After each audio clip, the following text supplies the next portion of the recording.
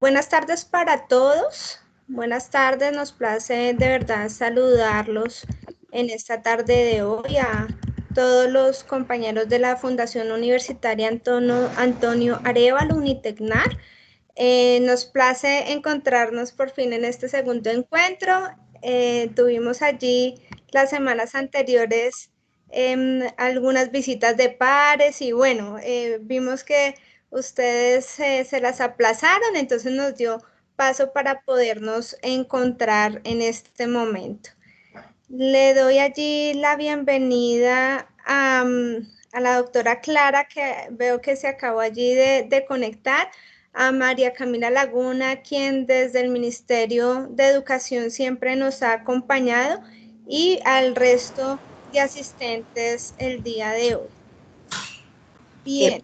Muy buenas tardes, Marta, María Camila y a todo el equipo. Muchísimas gracias nuevamente por esta oportunidad. Yo entré a saludarles un momentico, salgo y vuelvo a entrar porque tuve una reunión con el rector que es como de último minuto, pero ya él sabe que debo estar aquí, pero le dije que quería estar aquí para saludarlo y ya vuelvo a entrar nuevamente. Tranquila, doctora Clara. No se preocupe. Igual aquí vemos a todo su equipo que está acompañándonos. Sí, señora, aquí están. Entonces ya yo ahorita vuelvo a entrar. Muchas gracias. No, señora, con mucho gusto. María Camila, ¿cómo estás?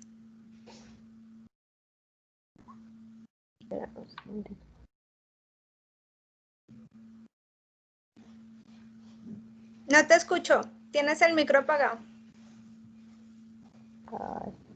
Ya. No. Ya. No, Marta, muy contenta de que tengamos al equipo de Unitecnar y de Ibero para este encuentro de asesoría en el diseño curricular de programas virtuales, que viene justo después de haber conocido todas las técnicas que utiliza Ibero para virtualizar sus cursos. Entonces creo que es como la segunda fase. Entonces muy dispuestos y agradecidos con ustedes por este tiempo para compartir. Felicitar el esfuerzo de Ibero y aquí a los compañeros que estamos tomando los diferentes diplomados de Ibero en evaluación y en inclusión para continuar en ellos y darla toda para aprender mucho. Bueno, claro que sí. Y como tú lo dices, pues hoy continuamos con nuestro plan de trabajo que diseñamos para la Fundación Universitaria Antonio Arévalo. Y el día de hoy vamos a ver algunos aspectos frente a todo el tema curricular, enfocado un poco al diseño de programas virtuales. Esto con miras a que ustedes como institución que buscan más adelante poder tener programas en modalidad 100% virtual, pues tengan ya una primera mirada y un primer avance.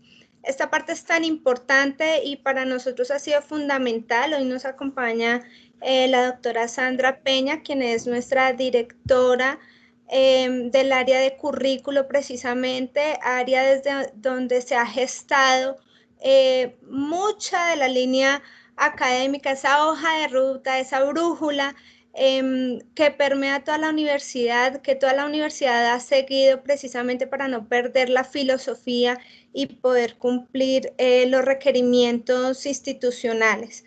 Le doy la bienvenida a ella, agradeciéndole, por supuesto, que hoy nos esté acompañando y nos brinde esta asesoría para esta IES hermana que tenemos el día de hoy. Y le doy la palabra entonces a la doctora Sandra Peña. Hola Martica, ¿me confirmas si me escuchas bien? Es que estoy ya aquí desde mi equipo Ibero, entonces me dices por favor.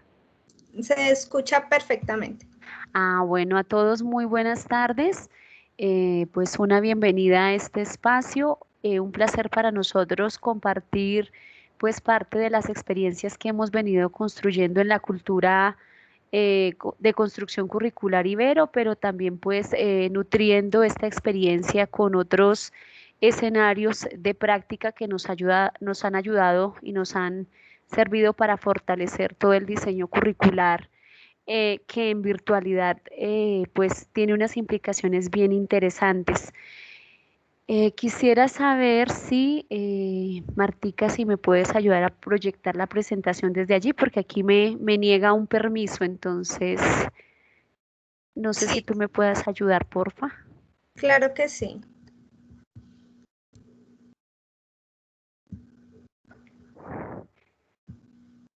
Bueno.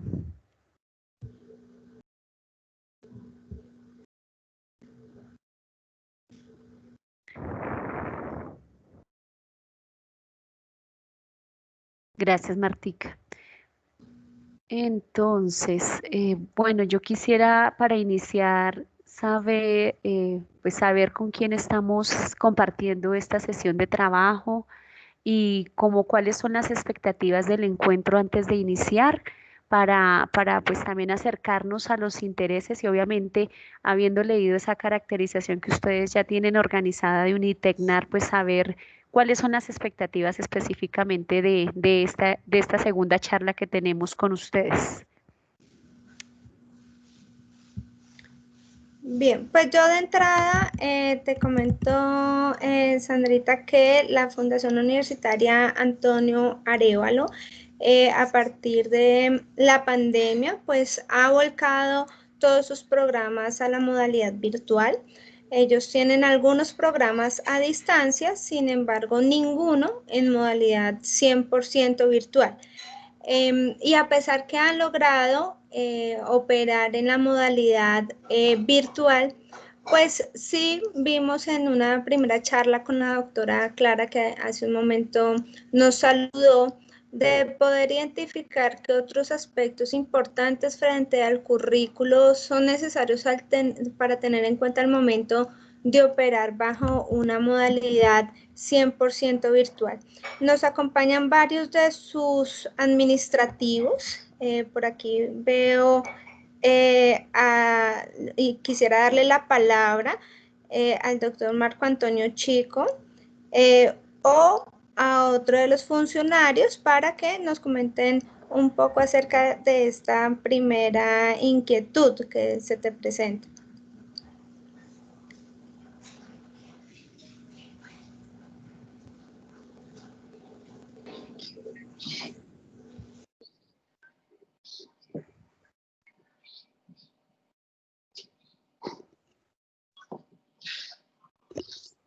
Por allí veo un micrófono abierto. No sé si alguna persona de Unitecnar quiera adicionalmente contextualizarnos un poco frente a sus programas.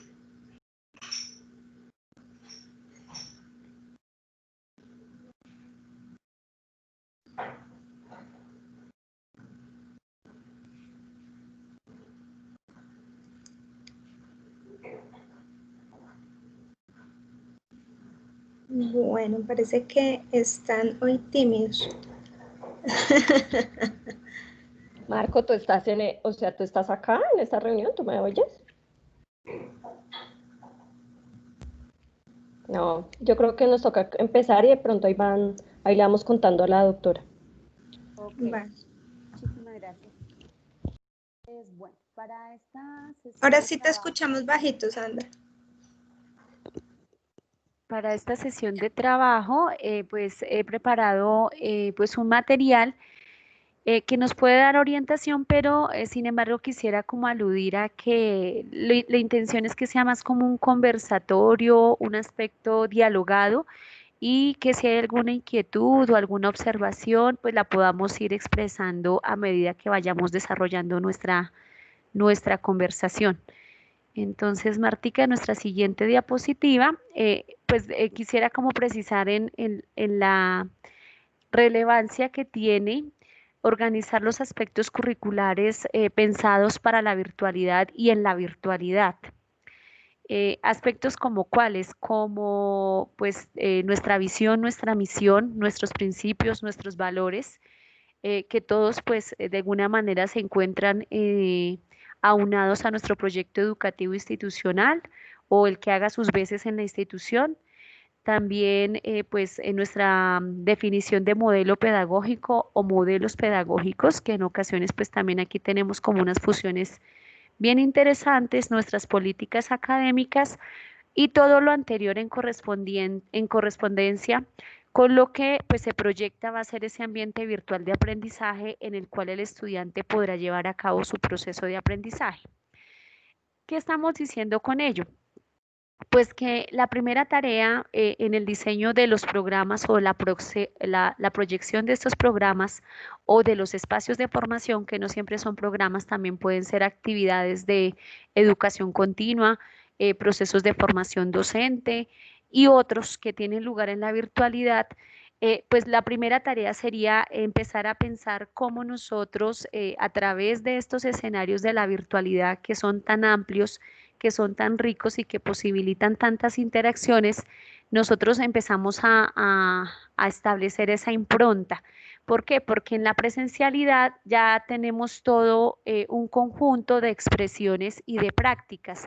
Entonces, por ejemplo, aquí en nuestra institución es muy común encontrar pues la misión explícita en varios de los escenarios por los cuales circulamos nosotros, para no solamente para generar recordación, sino para ir generando procesos de apropiación, elementos del PEI que se van comunicando y se van socializando, de pronto en nuestras presentaciones, etc. Pero en la virtualidad, estos elementos empiezan a trascender porque necesitamos obviamente cohesionar todo lo que vayamos a trabajar en torno a estos elementos que estarían estructurados o estarían dando la estructura medular de cualquier proceso de formación. Entonces, esa sería como una primera invitación para pensarnos en estos escenarios de virtualidad. ¿Cómo podría ser esto? Luego, hablaríamos de la coherencia del modelo pedagógico y de la virtualidad. En Unitecnar, ¿qué modelo pedagógico o qué referentes pedagógicos tenemos?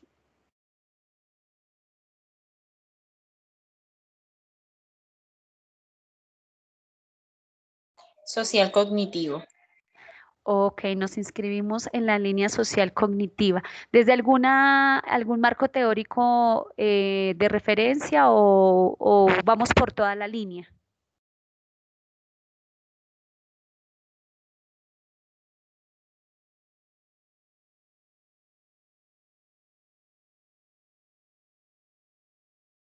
Bueno, esa pregunta tiene que ver con lo siguiente, porque en ocasiones el tener ya organizado un modelo pedagógico y unas declaraciones de este orden para la presencialidad me exigen volverlos a pensar para la virtualidad en cuanto a lo siguiente. Entonces aquí generé como el ciclo de preguntas que básicamente se resuelven tanto a nivel curricular como pedagógico en nuestros marcos de referencia. Entonces, ¿qué enseñar y qué aprender? ¿Cómo enseñar? ¿Cómo aprender? ¿Con qué enseñar? ¿Con qué aprender? Nuestros recursos, cómo evaluar la enseñanza, cómo evaluar el aprendizaje y los tiempos. Esto para decir que cuando ya tenemos un modelo pedagógico o un referente o una perspectiva o la integración de varios modelos que me han sido favorables en la presencialidad, pues también tendría que llegar a un nivel de adecuación o de adaptación o flexibilización para la virtualidad. Es decir, que el definir el qué enseñar, que refiere como a los contenidos y a todos los problemas, no solamente epistemológicos, sino disciplinares, de actualización del conocimiento, si me sitúo más en un contexto global o en un contexto de orden regional, me implica inmediatamente también pensar cómo va a ser ese proceso en la virtualidad. El cómo, que refiere a los métodos, a principios y fundamentos no solamente pedagógicos, sino también didácticos, inmediatamente me invitan a pensar en que en la virtualidad debiera pues, tener presente qué tanto cambian las relaciones entre el docente, el estudiante, el conocimiento y el proceso de aprendizaje.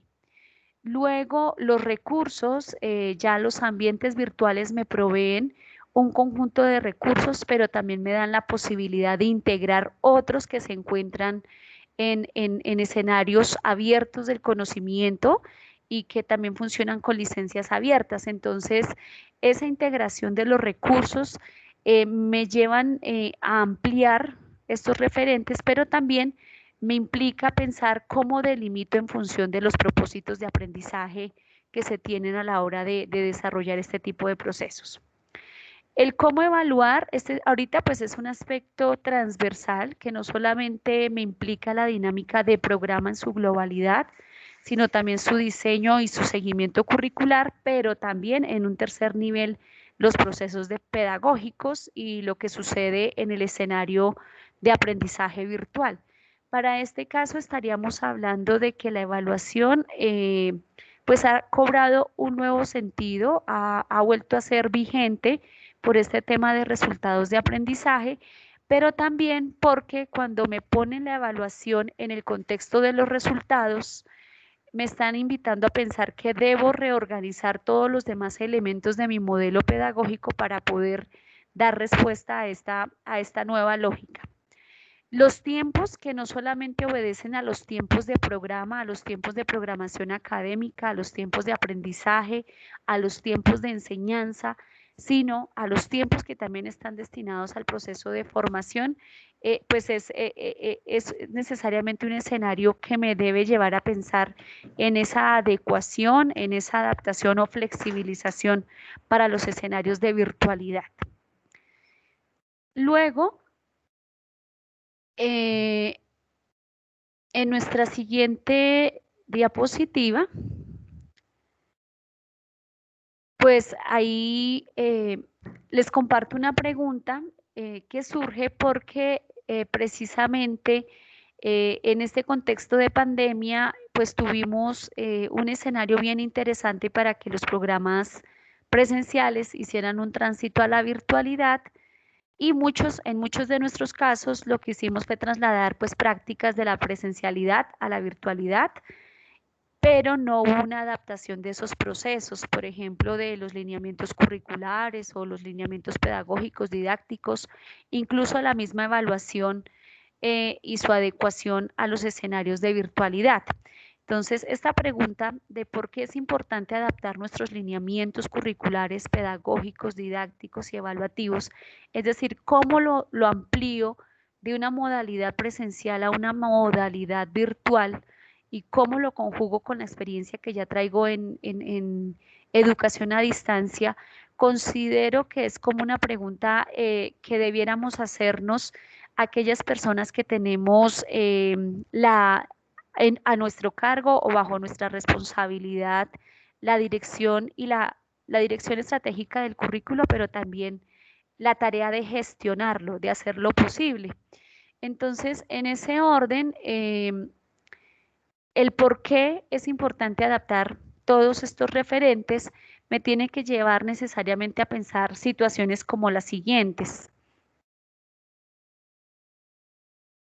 Entonces, la relación conocimiento-aprendizaje.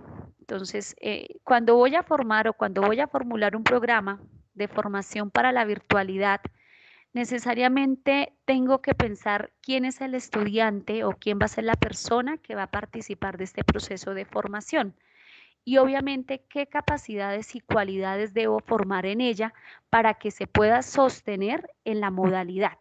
Entonces, aquí lo que estamos diciendo es que la persona que ingresa a un programa virtual por naturaleza debe tener ya forjadas o el proceso formativo mismo exige formar en autonomía, autorregulación y autoorganización.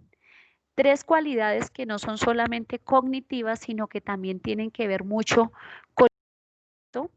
con las posibilidades que tiene el estudiante en la conectividad, con la organización de sus tiempos, con esas motivaciones que tiene para cualificar su proceso de formación, con sus responsabilidades, porque muchas de las personas que hacen un programa virtual son personas que están vinculadas al sector laboral, que en su mayoría tienen una familia, tienen un hogar constituido y que tienen unos tiempos diferentes para estudiar.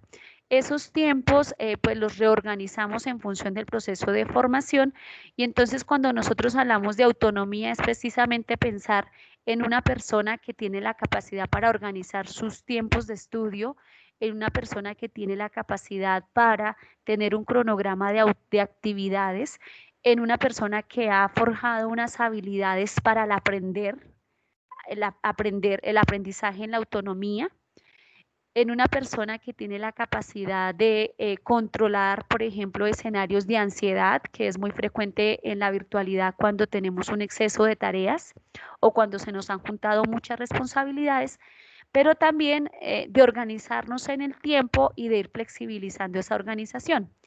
Entonces, en cuanto a la organización de un programa en la virtualidad, eso nos implicaría pues pensar en algunas estrategias. Por ejemplo, el establecimiento de guías, de hojas de ruta, acuerdos pedagógicos, participación, charlas o fomentar la participación o charlas que me permitan hacer conciencia en el estudiante de que la modalidad le va a implicar el desarrollo de estas habilidades, que la modalidad le va a implicar el desarrollar habilidades no solamente para aprender, sino para aprender a aprender. Es decir, desarrollar una habilidad del siglo XXI que es tan importante y que no es solamente propia de la virtualidad, sino también de esa perspectiva de educación de futuro. Otra cuestión tendría que ver con la relación entre la enseñanza y el aprendizaje. Entonces nosotros sabemos que en la sociedad del conocimiento, de la información, de la sabiduría y de los datos, que es la que estamos viviendo nosotros y en la cual estamos insertos y en la cual los programas de virtualidad cobran relevancia, estaríamos más orientados hacia el aprendizaje, hacia generar esas experiencias a través de las cuales la persona, mediante un proceso de aprendizaje, pueda construir el conocimiento, pueda hacerlo tangible y presente pues en sus contextos. Entonces, aquí como que uno de los retos más importantes tendrían que ver con la mediación pedagógica, cómo volvemos a este concepto de mediación y el docente de alguna manera retorna a ser un facilitador, un orientador, un asesor, un monitor en muchas ocasiones y despojarse un poquito de la figura del docente que enseña a otro, porque en esta dinámica de la educación virtual lo que se buscaría es que la persona que se convierta en el centro del proceso de formación, es decir, el estudiante, tuviera todo el apalancamiento de parte de sus docentes, de los directivos, de las unidades de apoyo para que pueda forjar ese proceso y concluirlo de manera exitosa. Hecho que también nos lleva a pensar en que es muy importante de alguna manera la integración de los medios y los recursos, y aquí estamos hablando de medios desde medios tecnológicos hasta medios de otra naturaleza, al igual que los recursos, porque aquí, por ejemplo, en virtualidad, los recursos del contexto, los recursos que me acercan a nuevos saberes, por ejemplo, los museos, otros recursos de orden bibliográfico, videográfico, incluso ahorita pues parte de la producción cultural y cinematográfica también se me vuelve objeto de estudio y son producciones muy interesantes, todo el fenómeno que está sucediendo, por ejemplo, con lo que son las series y todo el fenómeno audiovisual, mejor dicho, cobra mucho sentido porque no solamente es uno de esos recursos que son potentes en la virtualidad, sino que también de alguna manera me están llevando a otros escenarios y a otros formatos que son mucho más ágiles y mucho más fáciles para la población de entender. La otra también tendría que ver con la descentralización del aprendizaje, porque en la presencialidad, de alguna manera, al existir un programa, perdón, un espacio físico para llevar a cabo el proceso pedagógico y donde la personalización y la cercanía entre las personas, entre sus subjetividades es parte del contexto, aquí estaríamos entrando en una lógica en la que el escenario virtual, llámese ABA, llámese plataforma o llámese el lugar donde uno vaya a llevar el proceso de aprendizaje a cabo, se complementa necesariamente con otros escenarios, por ejemplo, las redes sociales, por ejemplo, las redes de aprendizaje, las redes de investigación, bibliotecas abiertas de acceso abierto, museos, planetarios y otros contextos que también me sirven para aprender y que el estudiante, por estar cursando un programa en lógica de la web, necesariamente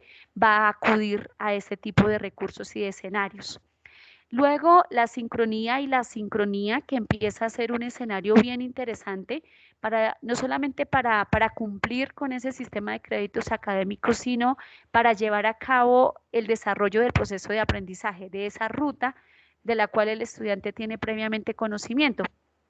Entonces, aquí ese juego entre lo sincrónico y lo asincrónico se tornan en lógica de complementariedad y no de exclusión, que es lo que de pronto veníamos nosotros acostumbrados, como que el tiempo de presencialidad es de aprendizaje y el tiempo de trabajo independiente. En este caso, cobra mayor peso todo el trabajo que el estudiante puede hacer en sus tiempos asincrónicos, porque son de preparación precisamente para esos escenarios donde yo me encuentro con mis compañeros y con mi profesor.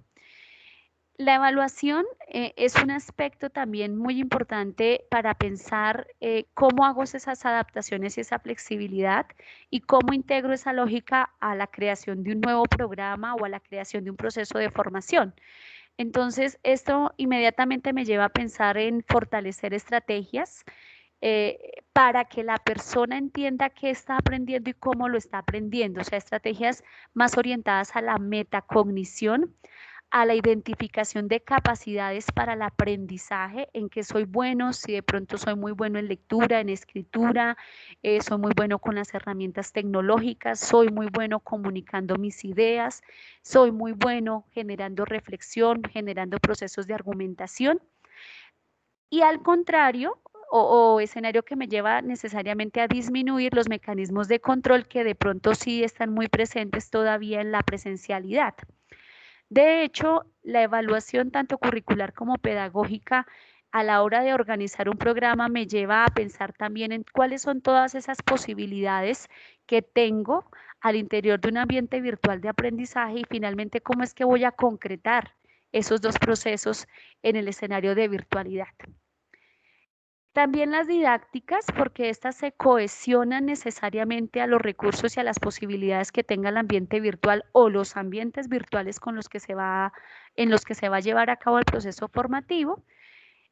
Y me cambian también la lógica de un docente que prepara pues obviamente un material y unas estrategias para desarrollar en la presencialidad a un docente o a un autor o a un asesor o bueno, un diseñador instruccional que me ayuda a producir un contenido que se hace atractivo y además hace la mediación para que la persona logre a través de un proceso de aprendizaje llegar al conocimiento. Entonces, y pues bueno, frente a esta pregunta habrían muchas razones más, sin embargo, hasta aquí he acopiado como 4 que a mí me parecen fundamentales. No sé si hasta aquí tengamos alguna inquietud, alguna observación, de pronto algo que queramos comentar. Adelante, doctora Mauri Muñoz. Sí, muy buenas tardes.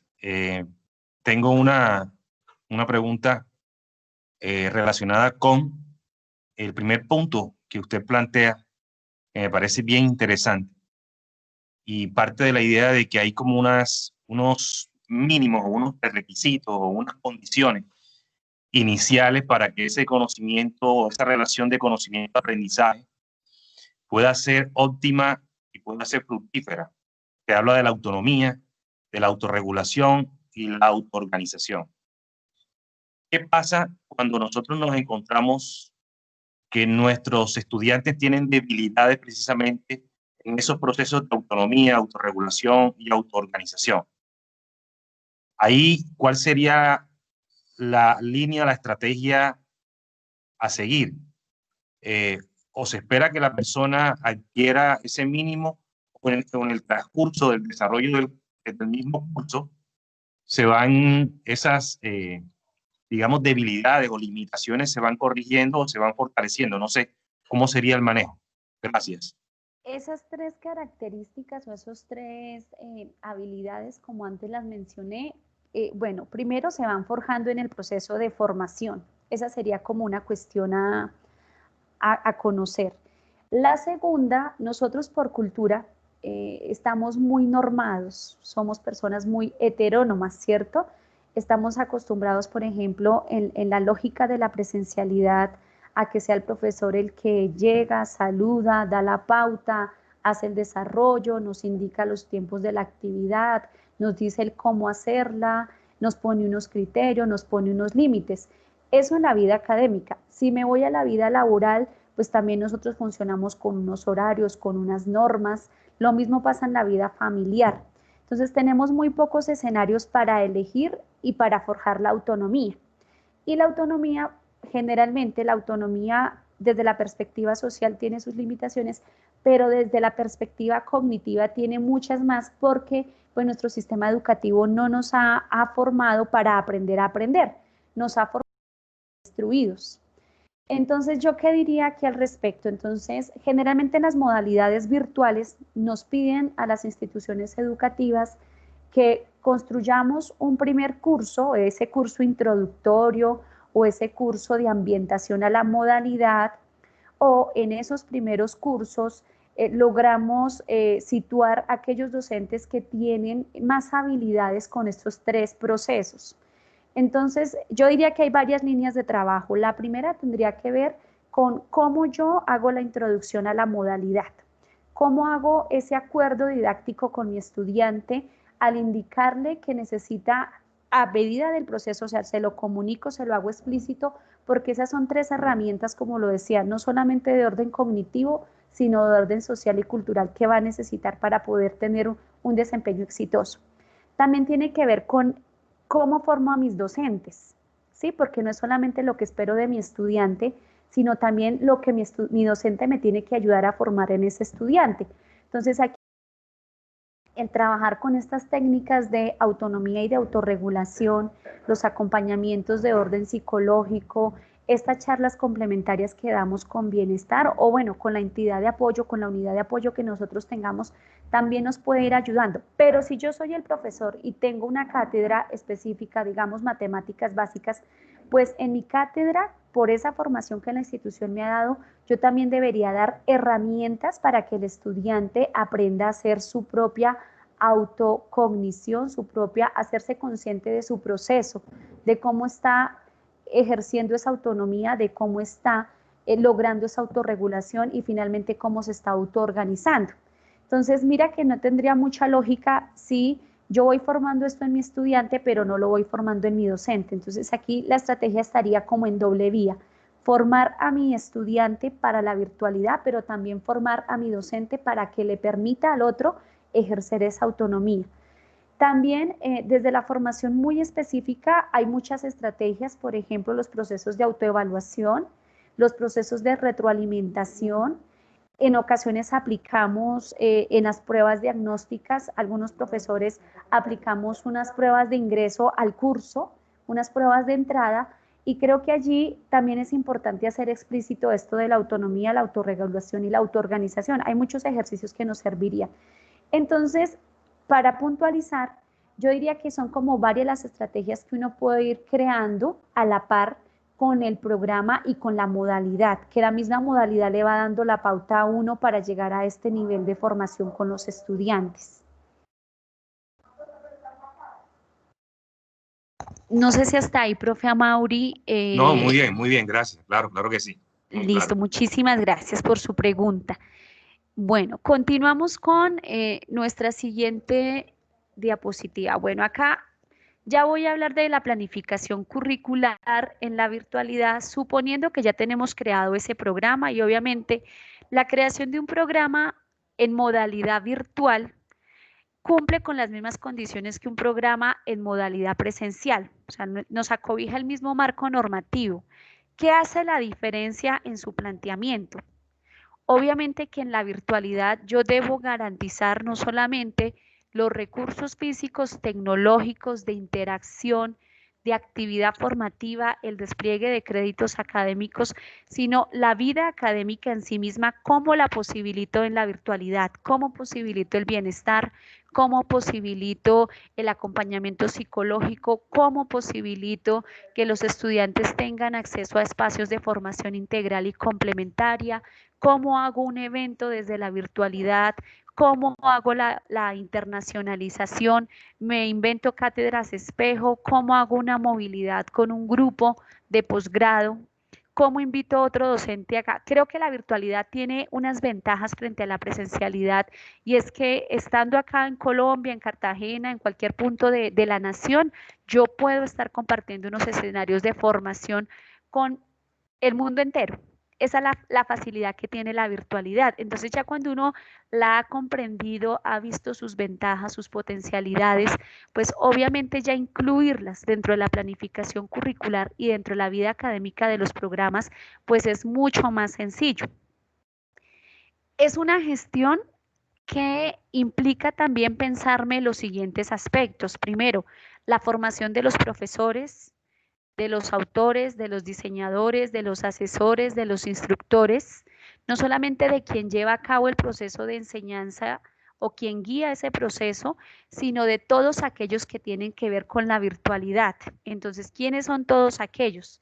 Entonces, en primera instancia, pues la persona que va a planificar ese programa, las entidades académicas o las unidades académicas que lo soportan, investigación, proyección social, internacionalización y otras que son propias de la universidad, todo mi centro de producción de contenido, si tengo mediadores pedagógicos, adecuadores, diseñadores, porque pues ellos también hacen parte del proceso de formación en alguna etapa del proceso, ellos entran a jugar, incluso quien me lleva el contenido a un escenario de virtualización, porque ellos deben entender muy bien qué tipo de profesional es el que yo quiero formar y deben haber pues mínimamente unos lineamientos que me permitan favorecer el desarrollo de estos procesos. Entonces, aquí haríamos como énfasis en 4 tipos de competencias para poder abordar esa formación.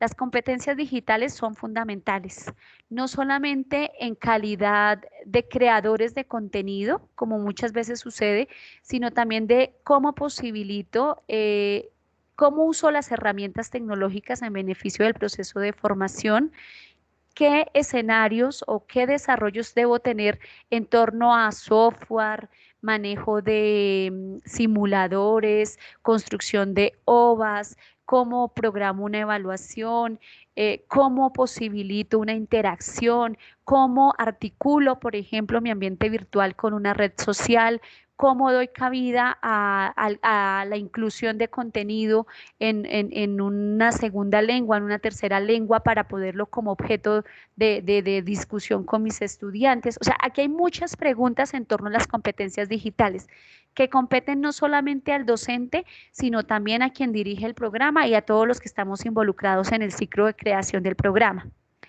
Esas competencias pedagógicas deben ser de orden de conocimiento. Obviamente no las vamos a conocer, por ejemplo, el diseñador de los objetos virtuales, pues no necesariamente debe manejarlas, pero sí debe tener muy en cuenta cuáles son las orientaciones de diseño pedagógico para poder hacer las adecuaciones.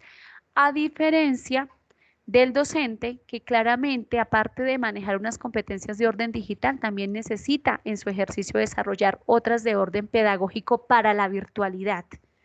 Cuando yo hago acá como este énfasis, estoy diciendo de que la virtualidad me exige otro tipo de relaciones, me exige otro tipo de interacciones, me exige entender el proceso de aprendizaje desde otras perspectivas, me implica necesariamente acudir a otro tipo de didácticas y obviamente concatenar con otro tipo de estrategias evaluativas. Y notemos que la planificación curricular necesariamente me debe llevar a tener en cuenta como todos los actores según el momento de intervención de cada uno.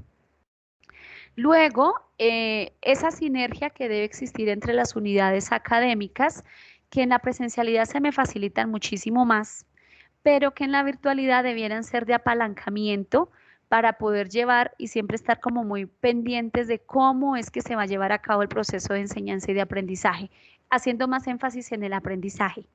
Entonces, aquí yo acudo pues a, bueno, cómo hacemos una interacción, cómo generamos un diálogo, cómo generamos un consenso entre las direcciones, las facultades, las áreas transversales, los comités curriculares y todas aquellas unidades de orden académico que pues van a estar al servicio de un programa virtual o de la formación de un grupo de estudiantes en la modalidad virtual.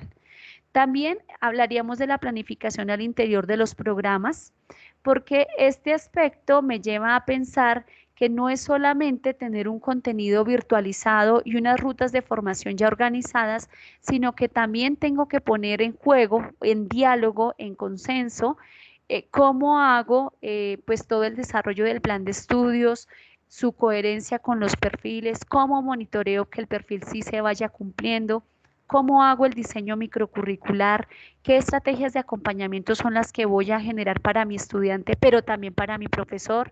Hay unas estrategias de acompañamiento tecnológico, hay otras que están más asociadas a la comunicación, hay otras que están asociadas y tienen un carácter pedagógico y hay otras que son todavía muy instruccionales y que están asociadas pues como a la producción del contenido. Entonces, esa planificación curricular, así tratando como 3 aspectos básicos, me debe llevar a pensarme como en varios tópicos. ¿Qué sucede necesariamente cuando planifico el perfil de egreso de mi profesional? O sea, ¿qué debe suceder a través del plan de estudios? ¿Qué debe suceder en el plan de virtualización? ¿Qué debe suceder cuando el profesor ya esté desarrollando su cátedra? ¿Cómo hago explícito eso de los créditos? ¿Cómo le hago un seguimiento al cumplimiento de los resultados de aprendizaje? ¿Cómo hago la evaluación del desempeño de mi docente? O sea, son varios aspectos como los que hay que tener en cuenta para poder darle soporte a un programa virtual y obviamente pues a los procesos que están implicados. Ahora bien, en la siguiente diapositiva ya hablaríamos del desarrollo curricular, que es otra etapa un poquito que va más allá, está más adelantadita la planificación. Pasamos como de la idealización, de ponernos metas, de generarnos estrategias y acciones de seguimiento, a ya estar como en la vivencia y en la experiencia de un programa en la virtualidad. Entonces, aquí yo destaco algunos estrategias sin desconocer otras, ¿no? Pues porque ahí en esto tenemos variedad de perspectivas y también variedad de experiencias. Y obviamente cuando ya tenemos un primer programa funcionando, ya sabemos hasta dónde podemos ir y también cuáles serían nuestras limitaciones. Entonces, aquí, ¿qué diríamos? Que es muy importante generar unos procesos de acompañamiento al proceso pedagógico. Auditorías, monitorías, asistencia técnica, la capacitación permanente, porque notemos que en la presencialidad el proceso pedagógico tiene 2 hombros sobre los cuales se soportan y esos son los del docente, en su mayoría. En la virtualidad no, porque en la virtualidad el proceso pedagógico empieza cuando empieza la producción del contenido de ese curso. Cuando yo empiezo a pensarme cuáles son las estrategias que me van a soportar ese curso, cuando yo miro cuáles son las estrategias evaluativas que voy a implementar, es decir, que me implican más actores. Ya estando creado ese contenido o ese curso, tengo que pensar quién lo va a posibilitar. Si va a ser el mismo docente que lo creó o el mismo autor o si va a ser otra persona. Eso depende cómo ustedes organicen su modelo. Y allí hay otra parte del acompañamiento que entra a jugar. Ya estando dentro del proceso de formación, surge la técnica porque estas situaciones se pueden presentar, porque no me puedo conectar, porque no puedo descargar, porque no te pude enviar la tarea, porque estaba configurando la evaluación y resulta que la configuré por puntos, pero aquí me aparece de otra manera. Entonces notemos que aquí ya el proceso pedagógico necesita de otras herramientas para poderse sostener. Como cuando estamos en la presencialidad y de pronto el video BIM no nos sirve, necesitamos pedir una ayuda técnica. Lo mismo pasaría acá, pero nos toca pensarlo como de manera paralela.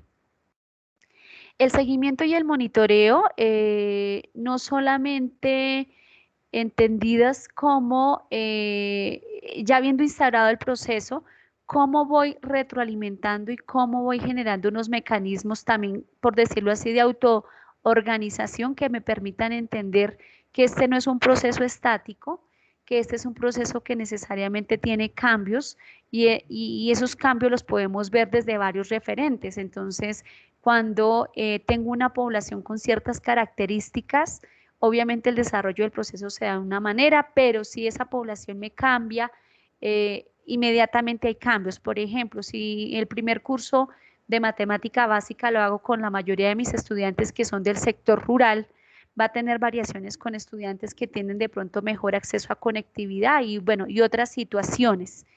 O con docentes que tienen más habilidades de pronto en competencias de orden pedagógico, aquellos que tienen competencias de orden tecnológico, ¿cierto? Una matemática básica con un profesor que tiene muy buen desarrollo tecnológico es muy probable que hagamos más uso de software, que hagamos más uso de simulador, que acudamos más a las herramientas virtuales, a un profesor que de pronto pues todavía estas cualidades le faltan, ¿cierto?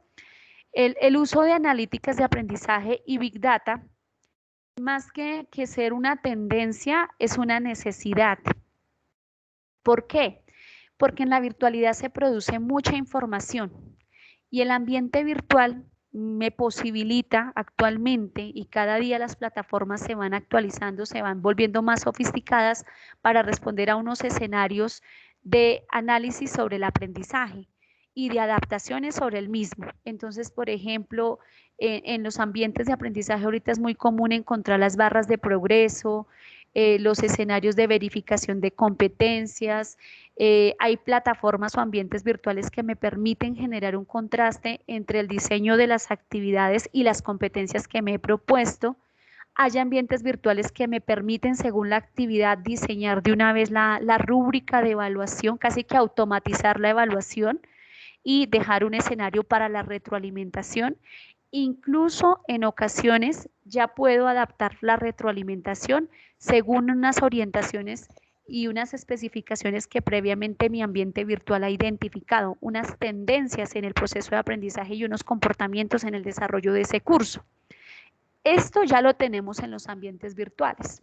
Aquí lo interesante es saber qué hago con esa información, es decir, cómo la retorno a la dirección de programa y para qué la retorno. Entonces, de pronto para mejorar mi planificación, para generar más coherencia curricular, para generar más escenarios de interdisciplinariedad, para proponer nuevos problemas, para actualizar los microcurrículos o los sílabus, los planes de curso, para generar procesos de autoformación en los docentes, para generar procesos de reflexión, para generar producciones académicas, que todo eso es posible dentro del ambiente virtual porque la información está allí. Pero también de retorno a mi estudiante. ¿Por qué? Porque recordemos que necesitamos formar personas autónomas que se autorregulan, que se autoorganizan. Entonces, decirle al estudiante, por ejemplo, a través de analíticas de aprendizaje, cuáles son las posibilidades que él tiene, por ejemplo, cuáles son los aspectos en los cuales tiene mejor desempeño en un curso de cálculo, de álgebra lineal, de comunicación, de argumentación, de producción, etc., que le permita reconocer esas habilidades, a la vez que le permita mirar cuáles son los puntos críticos en su proceso de aprendizaje. De pronto no eres tan bueno en la argumentación, miremos que en la parte de análisis y de reflexión aún falta, o miremos que aquí hay una novedad y es que tienes una habilidad cognitiva que no conocías. Información empieza a ser muy importante para todas las partes, es decir, cómo me lleva a la toma de decisiones, pero también a la gestión y volver a pensarme el ciclo, o sea, entenderlo de manera dinámica. El plan de virtualización me lo exigen en un proceso de creación de programas virtuales. ¿Qué es eso? El plan de virtualización es esa planificación de cómo progresivamente yo voy a ir transitando cada uno de los cursos del plan de estudios a un ambiente virtual.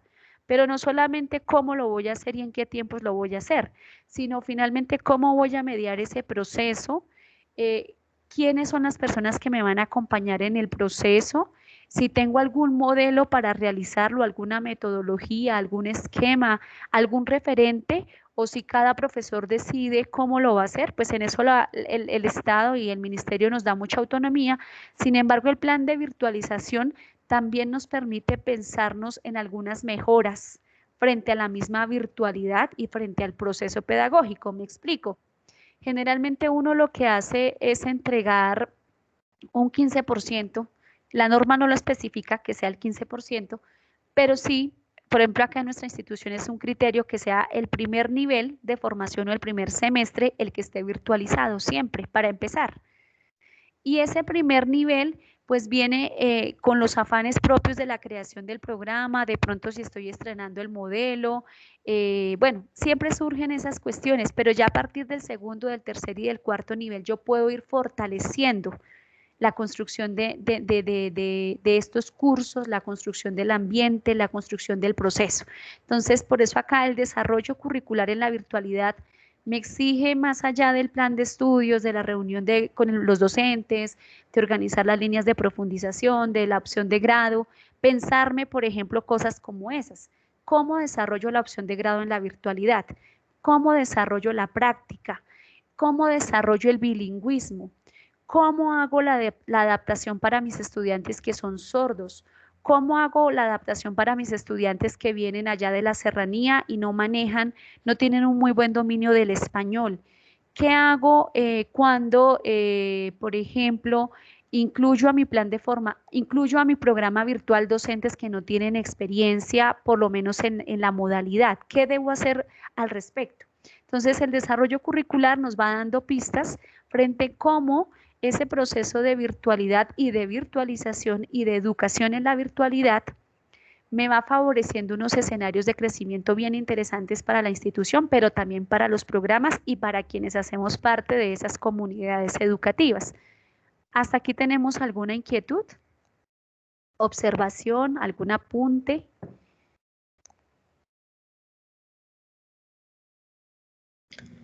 Doctor Marco Antonio Chico, adelante.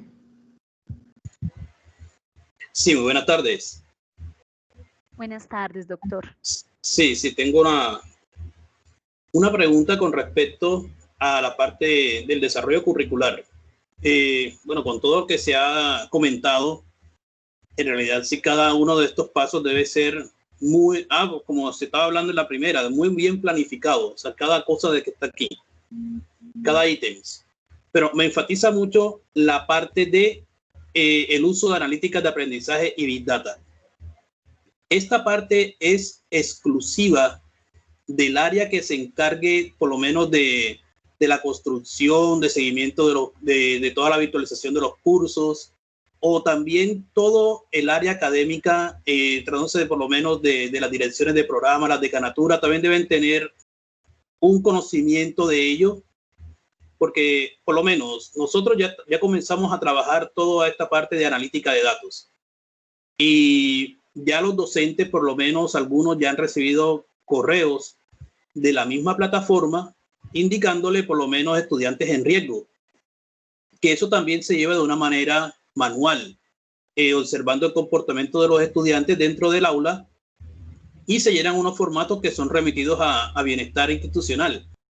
Pero ya la plataforma comenzó a trabajar en esa maduración de los datos y verificar cada uno por lo menos de esa primera variable, que es la forma de cómo un estudiante comienza a interactuar en la plataforma. Pero conocemos también que Big Data maneja datos no estructurados, en los cuales también se puede entregar una información o planear una información completa, como lo es los resultados de aprendizaje, como lo está colocando aquí. Esa información también se le puede brindar por lo menos a los directores de programa y eso para su interpretación, pero ellos deben tener algún conocimiento pleno sobre la herramienta. Claro. Esa es una primera pregunta. La segunda pregunta es con el plan de virtualización. Ese plan de virtualización, bueno, como uno también siempre está pendiente de que cuando es un programa nuevo, lo lógico, como usted lo acaba de decir, bajo la parte de autonomía, que por lo menos o el 15%, el 25% del programa a virtualizar ya se comienza a trabajar en ello. Esa parte, o sea, por lo general siempre es completa la que se debe presentar, o simplemente por lo menos áreas transversales que también estén dentro de todo el semestre a virtualizar, o necesariamente debe ser el primer semestre. Gracias. Bueno, doctor, frente a la primera pregunta, el uso de analíticas de aprendizaje y Big Data. Entonces, lo primero que habría que entender es que estas herramientas están de alguna manera vinculadas a la estructura de mi ambiente virtual. No en todos los ambientes virtuales tenemos las mismas posibilidades.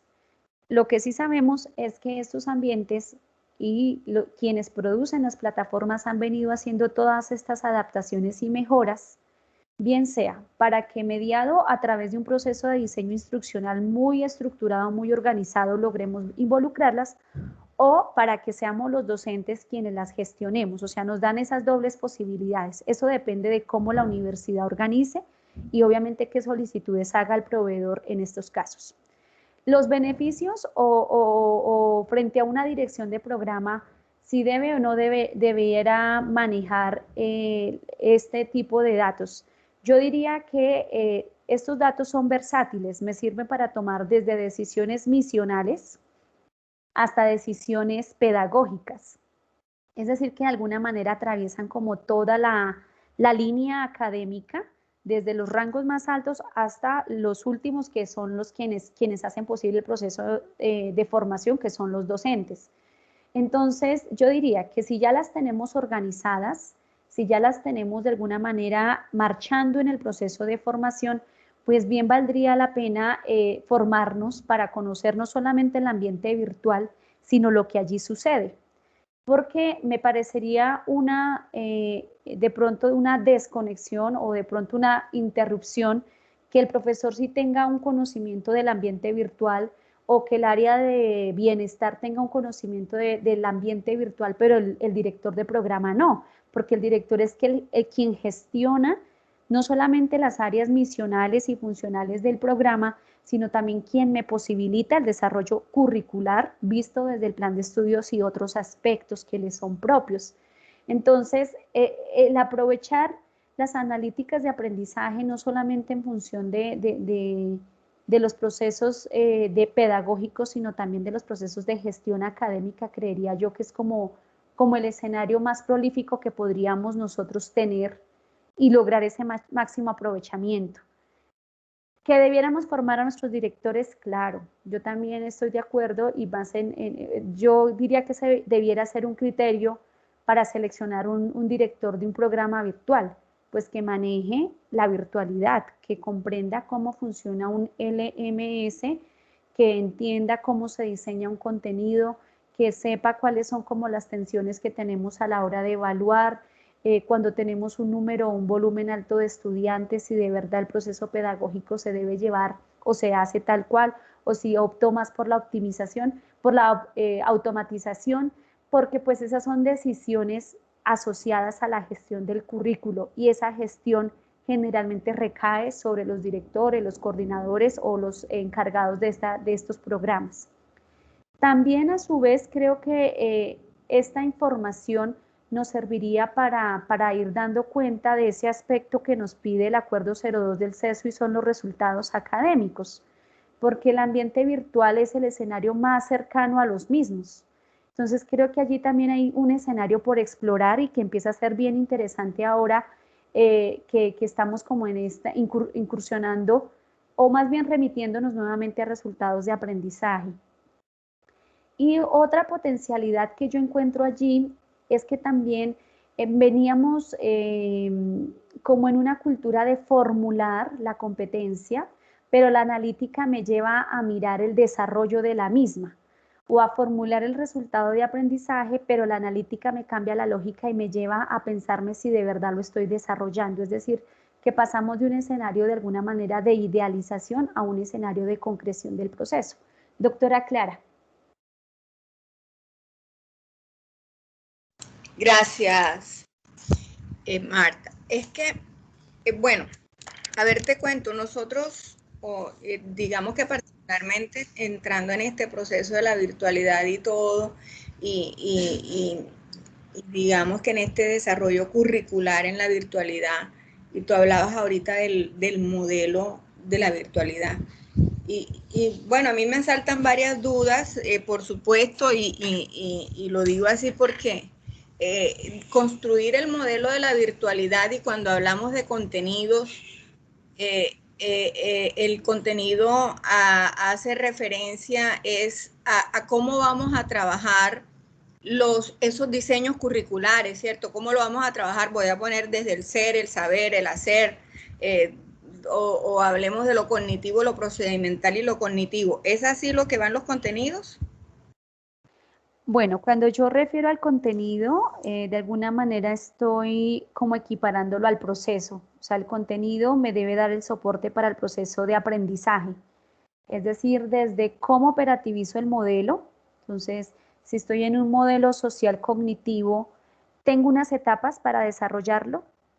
Esa sería como una primera pregunta y pues más adelante las reformulo para poder entender que el contenido está asociado a todo lo que va a suceder en el ambiente virtual, desde el momento en que el estudiante ingresa, si tenemos de pronto un acuerdo pedagógico, cuando ya está dentro, si de pronto lo primero que aparece es un contrato de aprendizaje que sucede en muchos procesos de aprendizaje, desde el banner que aparece dándome la bienvenida, el foro, la evaluación, las actividades. Es decir, que cuando hablo de contenido estoy hablando de un conjunto de actividades, de recursos, de secuencias, de procesos que están implícitos y que previamente he planificado para poder llevar a cabo mi formación virtual. A eso refiero cuando hablo del contenido, pero ya ahorita pues miramos dentro de un proceso, en el diseño de un proceso de aprendizaje, qué cosas podrían suceder. Y me devuelvo un poquito a la segunda pregunta que hacía el doctor Marco frente al plan de virtualización, y es que el plan de virtualización pues es esa hoja de ruta para saber cómo voy a completar todo mi plan de estudios o cómo voy a situar todo mi plan de estudios dentro del ambiente virtual. Y eso exige no solamente una planificación de orden técnico y tecnológico, sino también financiero y pedagógico. Entonces el ministerio, pues en esto sí es muy claro en la construcción de un programa de que debo compartirle cómo es que lo voy a hacer según mis posibilidades y según la forma como yo tenga organizada la virtualidad en mi institución. No me pone un número mínimo ni máximo, porque eso es criterio institucional. En nuestra institución, reitero, acá para estos tiempos se generó como criterio que fuera todos los cursos del primer nivel, el primer semestre de cada programa, tanto en pregrado como posgrado. Eso fue lo que se acordó. Y en otras instituciones dirán, no, nosotros nos vamos por un 30%. En otras generan otros criterios. Vamos a dejar cursos del área transversal, un 30%, y vamos a complementar con unos del área disciplinar. Entonces, cada universidad o cada institución tiene la autonomía para mirar en ese plan de virtualización cuáles son sus apuestas y obviamente cómo las va a llevar a cabo. ¿Por qué? Pues porque la norma me da la libertad de revisar según mis condiciones, según mi presupuesto, según mis tiempos y posibilidades. Entonces, de alguna manera entiende no solamente mi autonomía, sino también esa diversidad a la cual hace alusión en el 1330. Y es que como no todas operamos de la misma manera, así como no todas estamos obligadas a tener un modelo de virtualidad. En ocasiones algunas instituciones funcionan con lineamientos, solo con lineamientos, ¿sí? Otras instituciones crean diseño instruccional y con diseño instruccional crean todos los cursos. Entonces, cada universidad va creciendo en la virtualidad de manera diferente.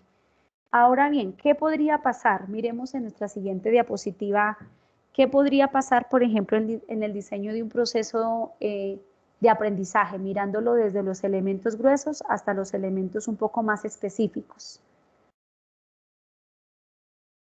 Martica.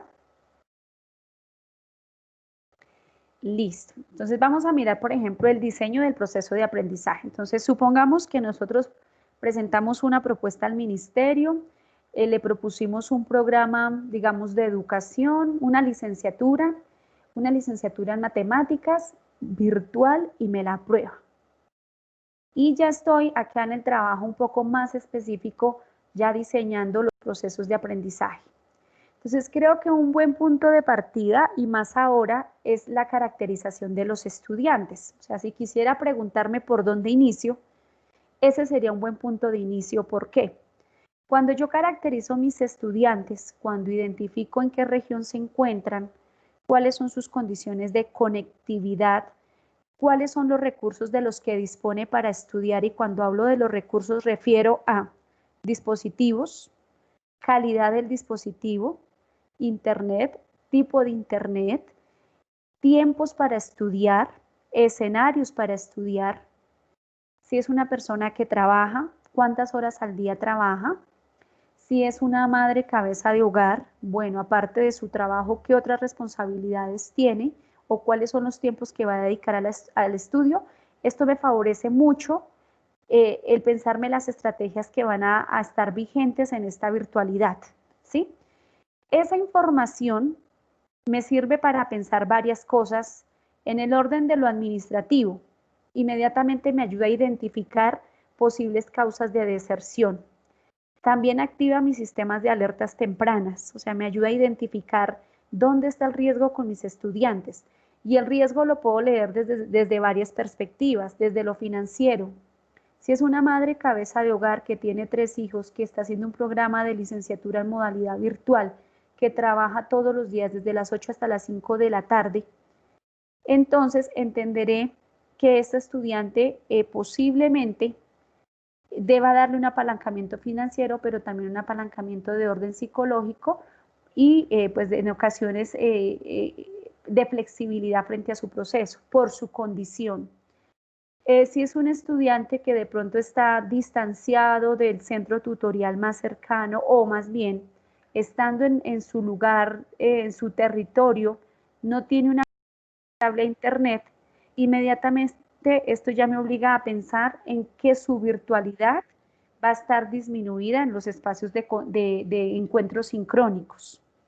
Entonces, ¿cómo oriento a este estudiante para el acceso a la información? ¿Cómo lo oriento frente a las fechas de entrega? ¿Cómo lo oriento frente a la evaluación? Frente al docente que va a proponer de pronto un escenario, un encuentro sincrónico de socialización. ¿Cómo flexibilizo el proceso en función de ese tipo de estudiantes? Y notemos que cuando ya se nos vuelve una tendencia en el proceso de caracterización, pues eso ya me lleva a tomar decisiones casi que de orden transversal y en ocasiones de orden institucional. Listo, tengo la caracterización y de la caracterización puedo extractar muchísima información. Luego, importante cómo hago la introducción, el acceso a la modalidad, porque pues necesito que mi estudiante entienda que en la virtualidad los procesos se van a llevar mediados a través de una plataforma, que si él no tiene las habilidades y el conocimiento para manejar esa plataforma, pues yo debo formarlo para ello, entonces me toca preparar unas jornadas de inducción, unas jornadas de capacitación, que también debo generarle aquí unos procesos de acompañamiento, que aparte de tener la plataforma, pues necesito también conectarlo con la biblioteca, necesito conectarlo con otros escenarios de la vida académica que son necesarios para que él pueda desenvolverse en sus procesos. La iteración, no la interacción, sino la iteración del modelo pedagógico centrado en el proceso de aprendizaje, es decir, cómo es que se conciben esos fundamentos y cómo yo los pongo en juego en el ambiente virtual.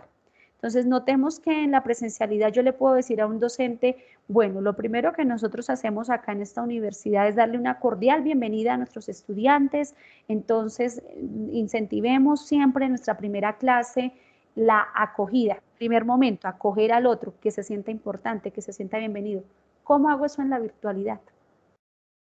¿Qué me invento? ¿Es un foro la mejor forma de hacerlo? ¿Es un video? ¿Es un conversatorio? ¿Es un encuentro sincrónico? ¿Qué es lo que hace? ¿Qué es lo que me posibilita que yo pueda cumplir esos principios pedagógicos que están expuestos allí? ¿Con qué recursos cuento? Eso es muy importante porque pues en ocasiones contamos con unos ambientes que son mucho más amplios, que permiten integraciones y en otras ocasiones pues obviamente no, estamos imposibilitados en algunas cuestiones. Entonces, ¿con qué recursos cuento? Porque esos recursos son los que yo tengo que adaptar en función del proceso. ¿Cómo se diseñó? ¿Cómo se diseña el proceso de aprendizaje? Es decir, tenemos una metodología organizada, hay una secuencia, ¿quién pone los criterios? ¿Es una autoridad académica o es el diseñador tecnopedagógico o es el de audiovisuales? ¿Quién me da a mí el criterio para el diseño del proceso de aprendizaje? ¿Es el director de programa?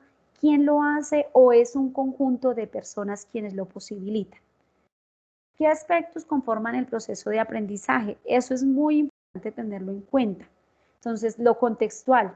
Para algunos dirán, Si estoy en una línea muy cognitiva, entonces yo me voy a enfrascar más en los procesos y en las habilidades. Pero si estoy en un escenario más contextual y más social, más relacional, pues me voy a centrar en otro tipo de relaciones, como la interacción, el diálogo, la reflexión, la argumentación, el que podamos compartir las ideas, debatir, ¿sí? Entonces no es lo mismo generar un proceso de formación bajo una lógica de orden cognitivo 100% a una lógica más de orden social y relacional. Tiene sus diferencias. Y esas diferencias pues obviamente se hacen evidentes en el proceso de virtualidad y obviamente en cómo creo ese proceso de aprendizaje. ¿Quiénes participan? En ocasiones delegamos esta responsabilidad en muchas personas por etapas, por fases, y en otras ocasiones preferimos concentrarlas en una sola persona. Entonces, esas decisiones son propias de la institución. Esas preguntas las formulo más en áreas como de, bueno, ¿cómo lo hacemos nosotros? O a dónde quisiéramos ir nosotros, a dónde quisiéramos llegar. ¿Hay alguna ruta para el diseño del proceso de aprendizaje? Es decir, ya tenemos establecido eso. ¿Será que la necesitamos? En ocasiones no se necesita, en otras ocasiones sí se necesita, porque pues hay que hacer hay que tener unos tiempos, hay que tener en cuenta unos factores, hay que tener en cuenta unos recursos, y obviamente no siempre me va a funcionar de la misma manera. Entonces, ¿cuál es esa ruta? Y finalmente, ¿cuáles son las estrategias que se privilegian? Si privilegio más unas estrategias pedagógicas que me posibilitan entender el conocimiento en su globalidad o en su interdisciplinariedad, o somos muy atomizados y tenemos una lógica más disciplinaria o de interdisciplinariedad, pero al interior de las disciplinas mismas, es decir, en relación de áreas del conocimiento. ¿Cómo lo hago? ¿Cómo lo establezco? ¿Por qué hago todas estas preguntas? Porque frente a este proceso no hay una normativa que me diga que hay unos prerequisitos o que hay unos correquisitos. Yo como institución tengo toda la autonomía del caso. Y esa autonomía necesariamente lo que sí me van a pedir es que se encuentre cohesionada a esos principios pedagógicos, a esos principios curriculares, a esas políticas de mi sistema de créditos, de mis resultados de aprendizaje, de la formación de mis docentes que previamente he declarado.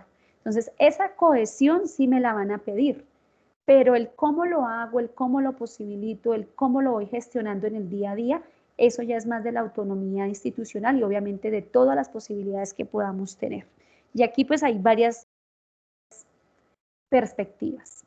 Luego ya en nuestra última diapositiva, que ya vamos pasados de tiempo 14 minuticos, sería lo siguiente. Martica. Bueno, aquí sí es muy importante y yo me devuelvo acá de pronto como retornando un poquito sobre una reflexión muy importante en la virtualidad y que debería que eso también se extiende a la presencialidad, y es ¿qué concibo yo por aprendizaje? ¿Y por qué estoy tan centrada en procesos de virtualidad para el aprendizaje? Porque ahorita las universidades estamos de alguna manera no compitiendo, pero sí estamos siendo comparadas con muchas instituciones que tienen ambientes virtuales de aprendizaje totalmente abiertos.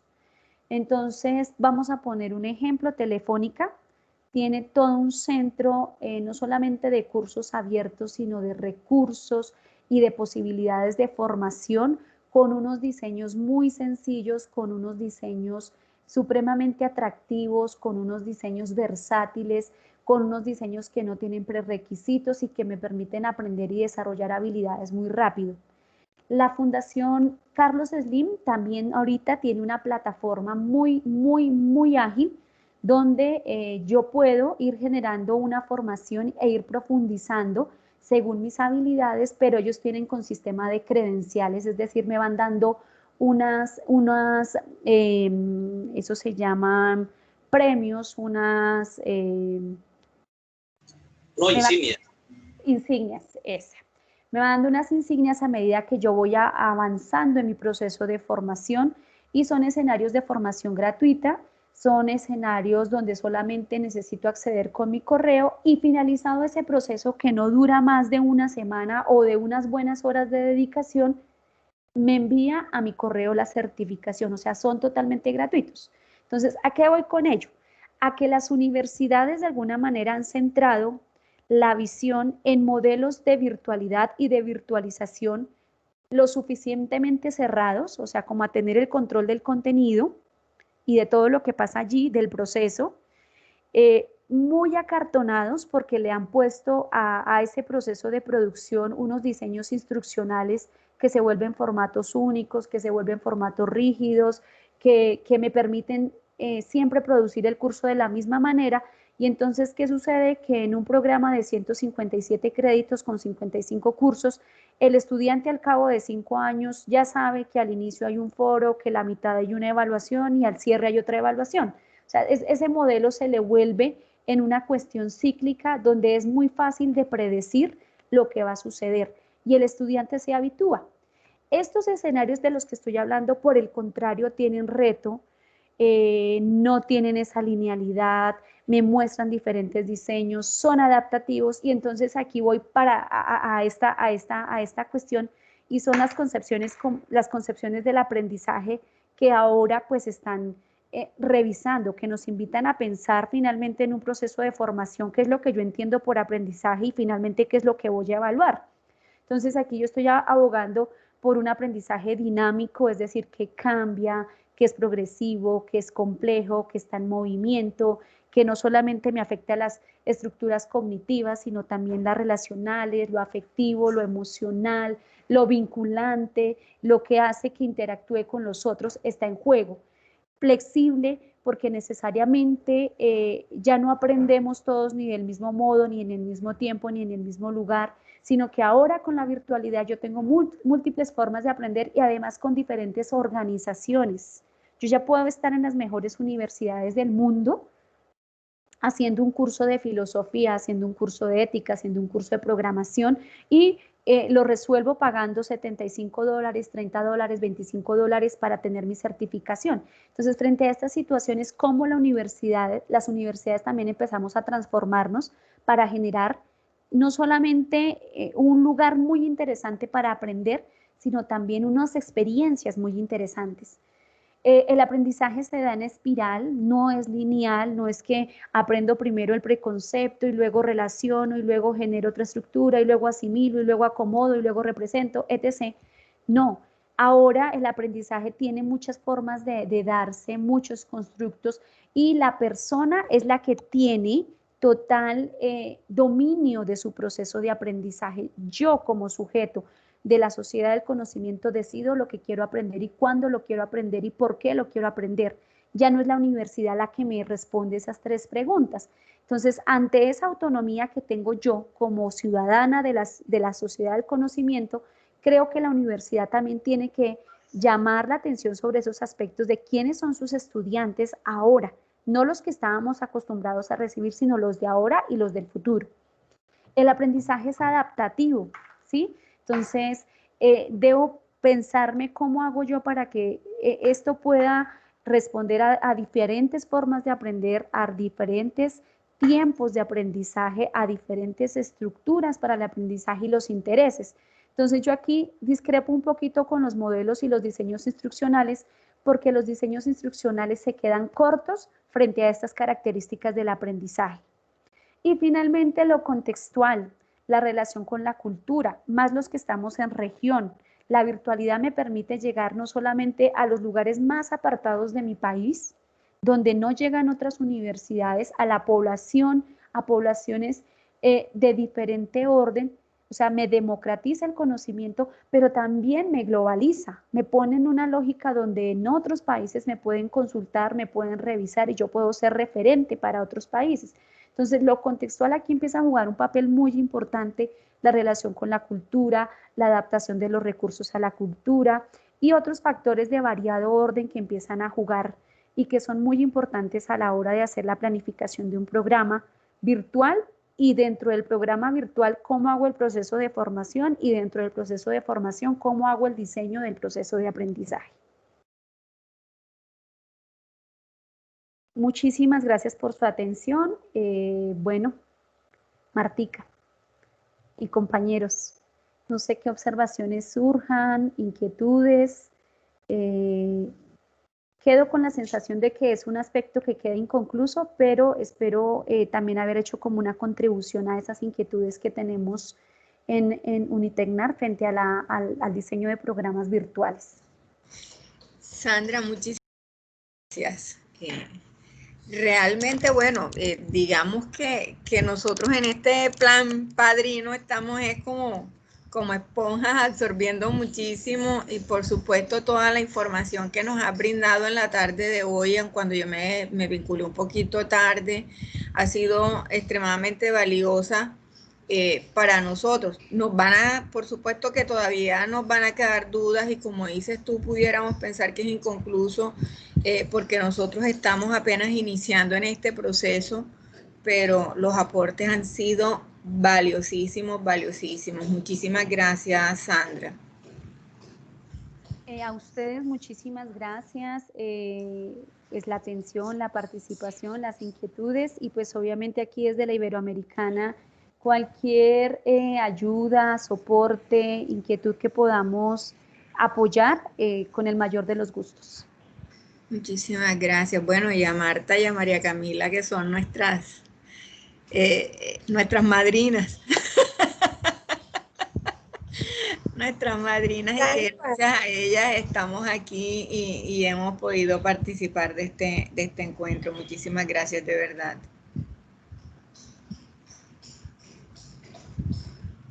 No, con mucho gusto a las palabras de la doctora Sandra, en que estamos dispuestos en seguir en estos procesos colaborativos. Sabemos que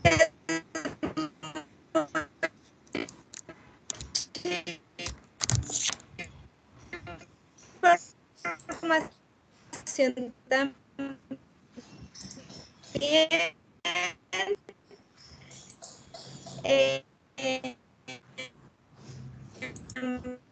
pero muy importante, pues que sea una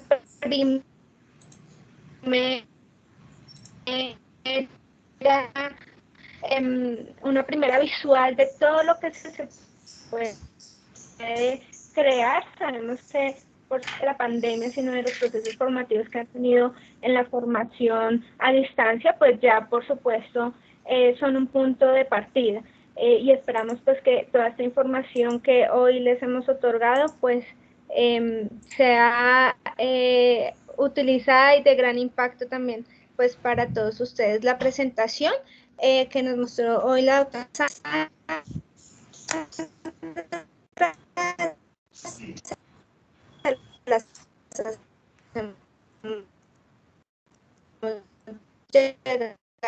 por supuesto, las grabaciones de los dos momentos que hemos tenido, no se preocupen por el que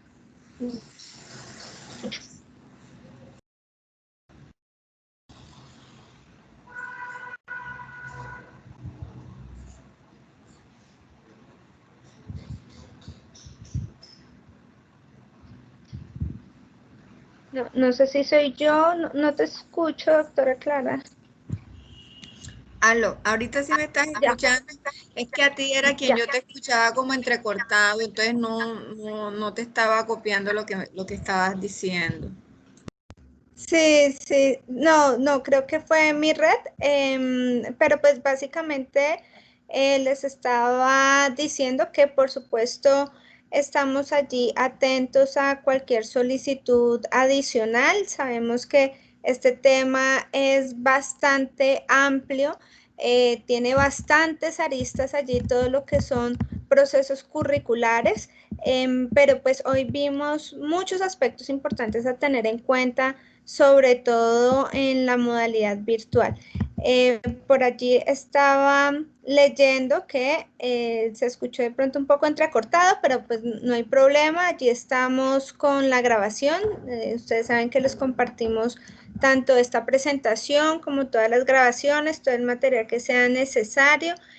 pues para que ustedes tengan allí esas memorias y pues puedan remitirse a ellas en cualquier momento. No sé, María Camila, si quieres hacer alguna intervención. Pues claro, sí, Sandra, Marta, pues saludar a la maestra Sandra y a ti que nos facilitan este encuentro. Y quería preguntarle a la doctora Sandra, que es nuestra experta de la tarde, si ella tiene algunas recomendaciones cuando uno debe empezar a hacer virtualización de cursos, cuando uno está en modalidad presencial y quiere viajar con algunos cursos virtuales. ¿Cómo debería empezar a hacer esas discusiones? ¿Qué debería uno tener en cuenta en los comités curriculares? Y también quería preguntarles si esas caracterizaciones de estudiantes, aparte de esos aspectos psicosociales, deberíamos tener en cuenta algunos otros aspectos, porque lo que yo veo es que viene de la caracterización, desde la caracterización diseño los cursos y ahí es que camino la ruta, pero quería preguntarles si tiene alguna recomendación para Unitecnar que está comenzando en el proceso. Estamos hablando de virtualización, no de programa virtual, ¿cierto? Que es diferente. O sea, la virtualización es, tengo un curso que estoy desarrollando en la presencialidad y quiero pasarlo a un ambiente virtual. Sí, sí, señora. Entonces, a nivel curricular creo que hay muchas cosas por pensar. Entonces, primero, ¿qué tipología de curso es? Según su naturaleza, si es un curso teórico, si es un curso más teórico práctico o si es un curso de pronto 100% práctico. Si es de esos cursos prácticos que me implican simulación, por ejemplo, los laboratorios o, por ejemplo, el uso de un software específico, pues obviamente eso ya me lleva a pensar en qué recursos necesito y obviamente de ahí se me delimita no solamente el contenido, sino la secuencia didáctica, la secuencia pedagógica y las formas de evaluación. Porque, pues obviamente en un escenario de simulación, que es tan cercano al desarrollo de la evaluación auténtica y al desarrollo de la competencia, pues necesito generar unos procesos evaluativos que correspondan con esa lógica. En el orden de los comités curriculares, yo creo que sería muy importante como generar cuáles son esos lineamientos que vamos a tener en cuenta para la virtualización, que sean unos lineamientos de orden general que me permitan flexibilizar según la tipología del curso y que en el cual comulguemos todos los que estemos participando. Adicional también, diría yo que es muy importante definir en el sistema de créditos cómo voy a hacer el acompañamiento directo y cómo voy a hacer el trabajo independiente. Porque en ocasiones, cuando eso no se tiene claro, el estudiante va a entender que las horas de trabajo independiente o es tiempo libre o es tiempo que solamente necesita dedicar a hacer las tareas. Y por el contrario, pues, por ejemplo, cuando hay un escenario de laboratorio, pues algunos profesores buscamos que se haga un preinforme, que el estudiante haga una prueba antes, que revise un material, que llegue ya como con unas definiciones listas. Es decir, ¿qué necesito yo? Que el estudiante de manera autónoma vaya cursando en beneficio del proceso para el momento de encuentro sincrónico. Aquí nos toca aprovechar mucho esos espacios sincrónicos y en esa relación de créditos, cuáles serían las horas de trabajo directo y cuáles serían las horas de trabajo independiente. Adicional, si voy a contar con espacios para trabajo colaborativo, monitorías o asesorías. También yo diría que aparte del trabajo en el comité curricular también viene la planificación, porque en la planificación pues preveo no solamente los aspectos estructurales y medulares de ese curso, sino también en qué tiempo lo voy a hacer, cuánto tiempo me voy a demorar, si voy a virtualizar, pensando ya ahorita, por ejemplo, en comenzar en febrero del próximo año, en mi modelo, cuánto tiempo me voy a demorar, cuáles son mis capacidades técnicas, cómo voy a financiar, si voy a necesitar de pronto un corrector de estilo, un diseñador, porque pues claro, en la virtualidad me toca pensar todo ese apalancamiento. Si es un ambiente virtual mucho más sencillo, por ejemplo, cuando a mí como profesora me dan una aula virtual y me dicen, bueno, Sandra, coloca allí tu curso, es decir, tienes ahorita un curso de ética, ahora colócalo en este ambiente virtual, pues claro, entonces yo primero pues tendría que tener un plan de formación, o sea, saber cómo funciona la plataforma, qué posibilidades pedagógicas tengo, etc. Segundo, tengo que saber de normas y derechos de autor, porque puedo incurrir en plagio si no conozco estas normas y obviamente la responsabilidad recae sobre la institución y sobre el docente. ¿Cómo vinculo los recursos? Es decir, ¿con qué recursos cuenta la institución? Y allí pues esa planificación me tiene que llevar como a especificar cuánto tiempo me voy a demorar, si voy a producir un material específico, si voy a producir foros, cómo los voy a configurar. Toda esa formación me la brinda pues obviamente la universidad previo a ese proceso. Ese es otro escenario de virtualización. Hay otros escenarios donde el ambiente ya me posibilita a través de una plantilla, ya tiene unos preformatos, solamente producir el contenido en función de. Entonces, ahí también tendríamos que saber qué tipo de ambiente. Luego, bueno, eso en el proceso de virtualización. Generar unas sincronías, porque cuando es muy diferente, llegar a un proceso de virtualización ya establecido en un modelo previamente diseñado, a un proceso de virtualización donde es el docente el que gesta y administra el aula virtual. Entonces creo que ahí es muy importante también definir esos dos aspectos, porque cuando es solamente el docente, entonces también miraría si le voy a colocar una figura de par académico, pues para que de alguna manera me ayude a verificar si cumple ese ambiente virtual con unos requisitos mínimos de interacción, de usabilidad, de retroalimentación, de accesibilidad a los recursos, o sea, que me ayude a verificar todos esos aspectos. O si voy a formar a mi docente para que él mismo haga esas verificaciones. Entonces, creo que hay dos escenarios que son muy plausibles, que son pues totalmente posibles los dos.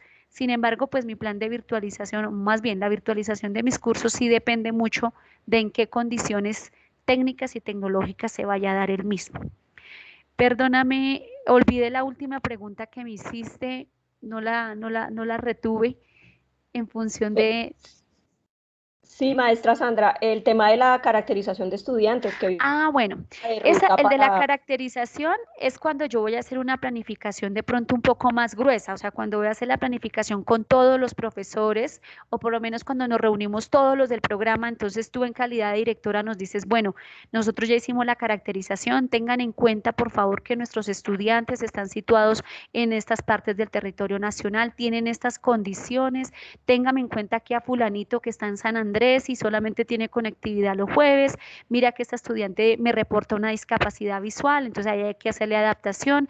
Bueno, ahí uno da como, esa información es general. Pero si yo no tengo ese acceso, pues necesariamente tendría que tener como unos atributos generales de mi población. También lo puedo hacer desde mi diseño de mi curso, o sea, ya de manera un poco más intra aula, intraespacio de formación. Me puedo elaborar un formato que me permita también hacer una caracterización no solamente en lo contextual, sino en lo cognitivo o en lo relacionado con mi espacio de formación. Un ejemplo, que soy la profesora de producción de texto audiovisual, digamos, y quiero saber cómo escriben y qué escriben mis estudiantes. Pues una primera actividad que puede estar vinculada a mi ambiente virtual sería eso. Produzca libremente un texto de una hoja y configuro el aula para que el estudiante frente a un tema lo haga. Y ahí ya tengo un escenario de caracterización. Y esa es una caracterización en función de mi curso y de los propósitos de aprendizaje y de los resultados que quiero procurar. Es decir, quiero saber cómo llegan ellos, con qué habilidades para. Esa es una forma. Otra forma, pues ya es la que aprovechamos a nivel institucional para poder orientar ya los procesos de virtualización un poco más amplios. Otra forma también estaría apoyada en estrategias y técnicas psicológicas, por ejemplo, aplicar esos test que me permiten identificar estilos cognitivos, que me permiten identificar habilidades, que me permiten identificar de pronto aptitudes frente a algún proceso. Entonces, son formas. O las pruebas de competencias que también a mí me parece que son bastante completas. Pero ahí yo, para puntualizar cuál sería como el quick del asunto, saber el para qué quiero caracterizarlos y en qué etapa del diseño me encuentro, si es un diseño muy grueso o si es un diseño mucho más específico. Muchas gracias, maestra. A ti muchísimas gracias. Estos consejos son los que uno toma aquí nota para aprovecharlos en las reuniones curriculares. Muchísimas gracias. Te doy ya la palabra, Marta, para el cierre. Bien, muchas gracias María Camila y bueno, muchas gracias a todos por su participación, por acompañarnos en la tarde de hoy. Voy a apagar aquí un momento mi cámara que creo que se está comiendo la banda ancha de mi internet. Pero bueno, muchas gracias de verdad a todos por su participación, por acompañarnos, a todo el grupo de la Fundación Universitaria Antonio Arévalo Unitecnar. María Camila desde el Ministerio de Educación, la doctora Sandra desde la Ibero, quien hoy ha sido nuestra experta del día, la doctora Clara, por supuesto, quien ha liderado desde Unitecnar, y bueno, a todos ustedes muchas gracias por su participación. Nos vemos entonces en una próxima oportunidad y desde ya les deseamos muchos éxitos en sus visitas de pares que tienen próximamente. Entonces, un abrazo para todos y feliz tarde. Chao, chao, chao a todos. Muchísimas gracias para todos. Gracias. Muchas gracias, Marta. Muchas gracias, doctora. Muchas gracias.